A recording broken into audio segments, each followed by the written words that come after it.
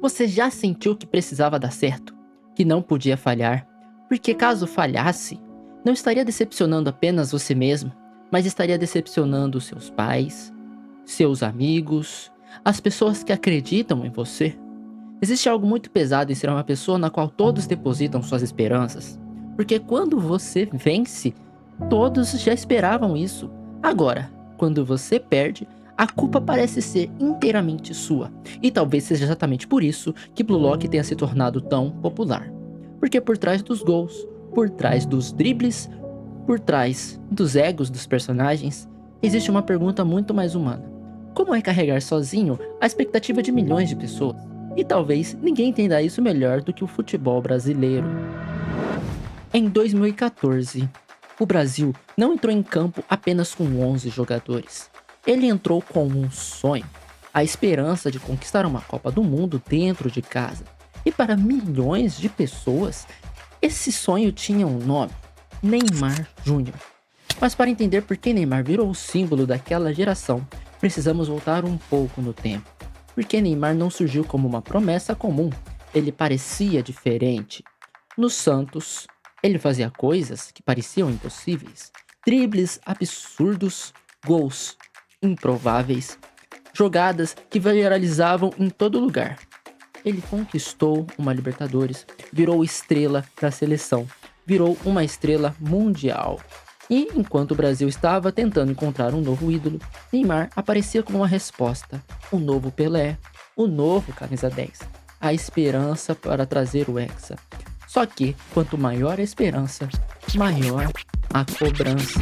Mas existe um problema que quase ninguém percebe quando estamos comentando sobre expectativa. A identidade deixa de ser sua. No começo, a expectativa parece algo muito bom. Quando alguém acredita em você e no seu potencial, isso parece um tipo de amor. Quando alguém confia em você, parece um tipo de admiração. Mas existe um momento que a expectativa deixa de ser um incentivo e passa a se tornar identidade.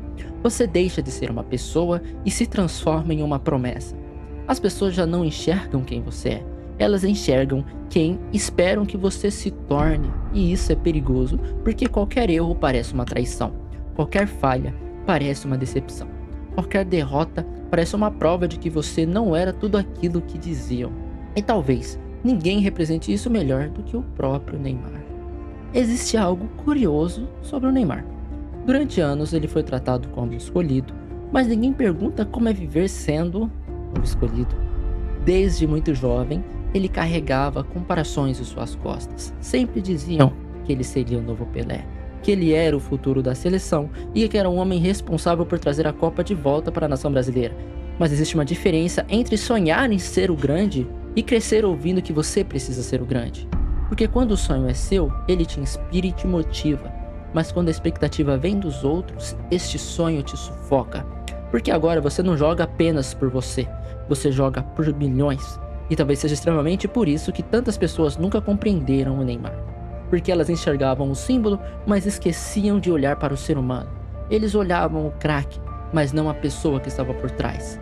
Eles viam um herói em cena, mas não percebiam que ele era apenas um garoto. E foi exatamente aqui que eu percebi que Blue Lock não estava apenas falando sobre futebol. Contra a Colômbia, nas quartas de final da Copa, Neymar cai. E naquele instante, não parecia apenas uma lesão. Parecia que a esperança de um país inteiro estava deixando o gramado. O problema não era perder um jogador. O problema foi perder o jogador. Porque quando uma nação inteira deposita suas esperanças em uma única pessoa, ela deixa de enxergar um ser humano e começa a enxergar uma solução. Mas ninguém foi feito para carregar sozinho o peso de um país inteiro.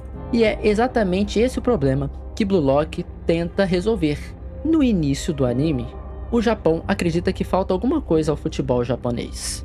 Mas, curiosamente, não é talento, não é técnica, não é disciplina. O que falta é alguém disposto a assumir a responsabilidade, alguém disposto a decidir, alguém disposto a carregar o peso. Por isso, Ego cria o projeto Blue Lock, não para formar bons jogadores, mas para criar o atacante definitivo, o jogador que assumirá toda a responsabilidade quando chegar o momento decisivo, E aqui está a genialidade da obra, porque isso vai muito além do esporte. Existe uma diferença enorme entre querer ser o melhor e ser obrigado a se tornar o melhor. No primeiro episódio de Blue Lock, Izag está a segundos de realizar seu sonho, a classificação para o Nacional. Ele invade a grande área, ele tem espaço para jogar, tem a chance de finalizar, mas então ele faz algo que aprendeu durante toda a sua vida. Ele passa a bola, porque era a decisão correta, porque era a decisão coletiva, porque era a decisão que qualquer técnico ensinaria, e por um instante parece que ele tomou a escolha certa, a decisão mais adequada. Mas seu companheiro erra o chute, o jogo acaba, o sonho de Izag termina. Parece apenas um lance, olhando assim, mas para Izag, aquilo se transforma em uma obsessão, porque ele não consegue parar de pensar: e se eu tivesse chutado a bola? Ele revive aquele momento inúmeras vezes, e ele se culpa, ele se martiriza, e quando recebe o convite para o Blue Lock, ele encontra uma filosofia completamente oposta daquilo que ele sempre acreditou. Uma filosofia cruel, mas extremamente poderosa. A ideia de que grandes atacantes não dividem a responsabilidade, eles a assumem, e é nesse momento que Izag começa a mudar. Não apenas como jogador, mas como pessoa. Porque ele percebe que o arrependimento de nunca tentar pode ser muito pior do que o fracasso. Só que existe alguém Blue Lock que sofre um tipo de pressão ainda mais cruel do que essa comentada com o Izag. Existe uma expectativa que pode ser ainda mais dolorosa do que carregar um país inteiro. A expectativa da comparação. E algumas pessoas crescem ouvindo: por que você não é como ele? E talvez ninguém represente isso melhor do que o próprio Rin Utoshi.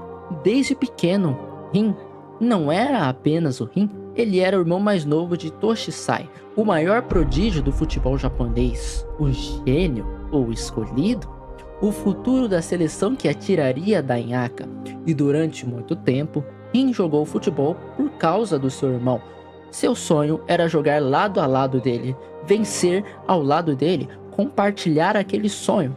Mas então tudo muda. Quando Sai retorna da Europa, Rin acredita que finalmente realizaria o sonho que os dois construíram juntos na infância. Mas então Sai destrói tudo. Ele abandona aquele sonho. Ele rejeita Rin. Ele diz que aquilo nunca acontecerá. E, naquele instante, Rin perde o motivo pelo qual jogava futebol. A partir dali, ele passa a viver obcecado. Obcecado por superar seu irmão mais velho. Por uma necessidade insaciável de provar algo. Obcecado por recuperar algo que já havia acabado. E essa obsessão se torna em sua maior prisão. Mas é justamente quando tudo parece perdido que Rin finalmente descobre algo. Durante a partida contra a seleção sub-20, acontece algo inacreditável, porque durante boa parte da história, Rin joga olhando para o passado, tentando alcançar Sai, tentando derrotar seu irmão mais velho, tentando provar algo para ele. Tudo sempre girou em torno de seu irmão. Só que naquele jogo algo muda, e pela primeira vez Rin para de jogar pro seu irmão. Ele para de jogar contra Sai e começa a jogar por ele mesmo. Ele entra em um estado quase selvagem, instintivo, livre, e talvez seja um dos momentos mais importantes de Blue Lock, porque naquele instante específico, Rin deixa de ser irmão de Sai e se torna apenas Itoshi Rin. É como se as comparações finalmente tivessem ido embora. Mas existe um personagem que encontrou uma resposta completamente diferente para esse problema. Alguém que fugiu da armadilha. E esse personagem é Bachira. Porque enquanto Izag tenta assumir responsabilidades e Rin tenta escapar das comparações, Bachira tenta proteger algo muito mais simples. Tem um amor pelo esporte. Desde criança, ele era visto como estranho, diferente, esquisito. Mas quando ele estava com a bola nos pés, nada disso importava. Porque naquele momento ele podia ser ele mesmo. E talvez seja exatamente por isso que Bachira seja tão importante para a mensagem de Blue Lock. Porque ele nos lembra de algo que frequentemente esquecemos. Antes das expectativas e antes mesmo da comparação, existia apenas a paixão, o prazer de jogar, a alegria de fazer aquilo que você ama.